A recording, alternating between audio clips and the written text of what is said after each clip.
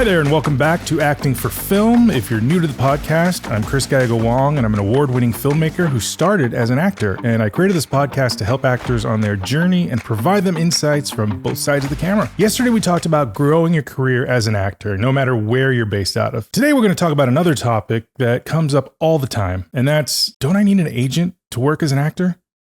So let's cut right to the chase and say, yes, you do need an agent. Sorry, I was going for a dramatic plot twist.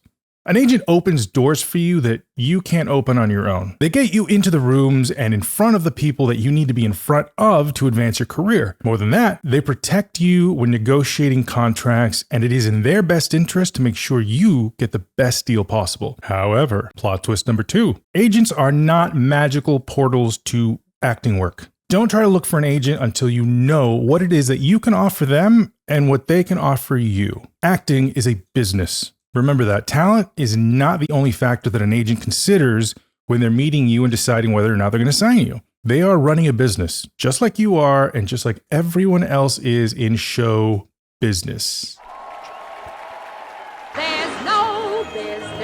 They need to know that they can market you effectively and that you haven't just been waiting around on them to find you work and build your career, that you've been working for your own career. When you submit yourself to an agency for representation and you don't have a single thing on your resume, that says to them that you're expecting your agent to do 90% of the work and only get 10% of the compensation.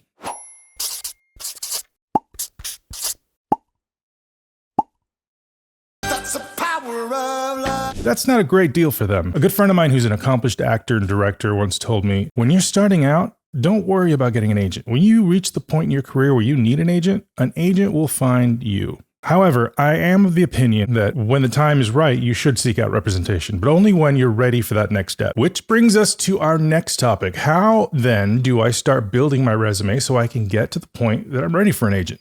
Well, the best place to start is by self-submitting to every project you can find that you'll write for. And yes, if you're a newer actor and you're just building your resume, get some local theater credits. They'll go on your resume for now, and as you outgrow them with bigger projects and more film and TV experience, those early credits will start to come off your resume. The other advantage of being in a good local theater production is that sometimes you can get the agents to come out and see your performance, or an agent's assistant who will then report back to them. Is there a college or university in your town, and do they have a filmmaking program? Those student filmmakers need actors to be in their films. Contact the film school and ask where they post auditions for student projects. They're not all going to be great, but some might be, and they might be good enough to get you started on your reel. Just make sure that anytime you appear in something that you have an agreement up front that you are guaranteed to get a final copy of the product, because that's your payment for your time. So don't forget to collect it, and make sure to get the contact information of like the directors and the producers so you can follow up with them, because oftentimes they won't finish post-production for several months and it's easy to forget. So now you've got a few solid theater credits to put on your resume. The next, and in my opinion,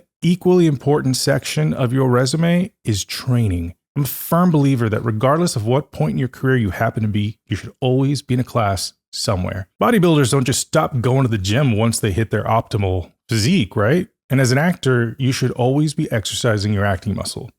Yeah, I'm sorry, that was a little corny. Find a class, sign up for it, put it on your resume. Okay, so now this is getting exciting. You're starting to get a few things down on your resume.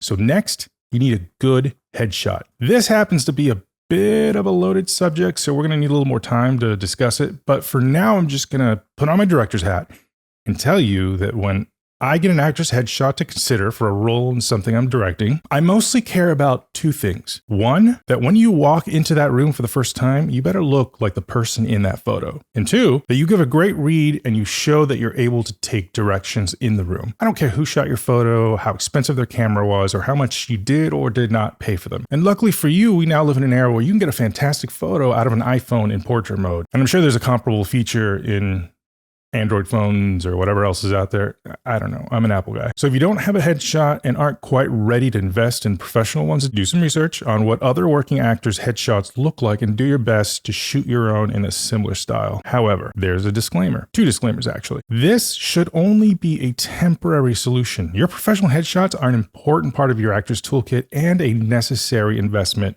if you plan to be a professional working actor. And second, keep in mind The director is typically not the first person to see your headshot. More often than not, a casting director will be the first point of contact with your headshot and resume. And it is important that it meets industry standards and effectively stands out amongst the hundreds, if not thousands, of headshots that casting directors look through on a daily basis. This is why you need a professional headshot photographer who knows what casting directors are looking for and how to capture that in your photo. And lastly, don't forget about those special skills near the bottom of your resume. Can you ride a horse? Drive a manual transmission? Speak other languages? Note these things in this category and be honest about your proficiency level. Don't be the actor that says they can perform a special skill and then can't deliver on the day. This will not do good things for your career. But don't shy away from listing special skills that might be a little less obvious. I've seen casting breakdowns looking for people who are double jointed, good whistlers, or are familiar with medical terminology. Got sub-Q emphysema. I'll start a central line. I need some lactated ringer. Start dopamine at 5 mics per kilo per minute. Phosphatases is 30 kilos. Standard concentration of dopamine is 1600 mics per cc. All right, that's a wrap for today. Make sure to start building those crucial marketing tools like headshots and resumes and start submitting yourself as soon as you can.